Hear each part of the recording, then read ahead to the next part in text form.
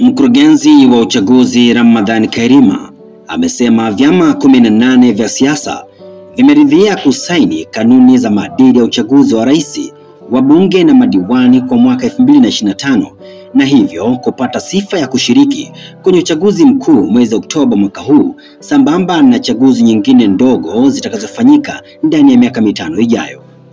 Vyama hivyo ni AAFP, ACT Wazalendo, ADA TADEA, ADC, CCK, CCM, Chauma, CUF, Makini, DP, NCCR Mageuzi, NLD, NRA, SAU, TLP, UDP, UMD na UPDP. Vyama vya siasa 18 kati ya 19 ndivyo vimesaini kanuni za maadili ya uchaguzi mwaka 2025 na chama cha demokrasia na maendeleo Chadema hakijasaini.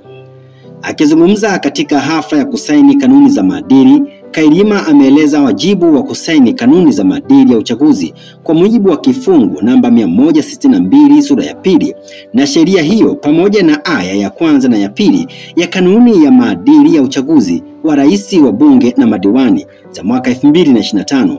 Kanuni zinapaswa kusainiwa na wahusika kwa kila chama cha siasa, serikali na tume.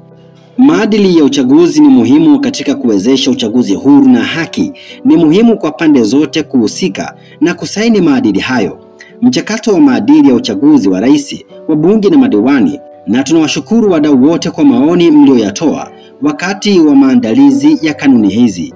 Endelea kutufuatilia kupitia mitandao yetu mbalimbali ya kijamii, STN TV_TZ. Msomaji wako ni mimi Ikram Hussein.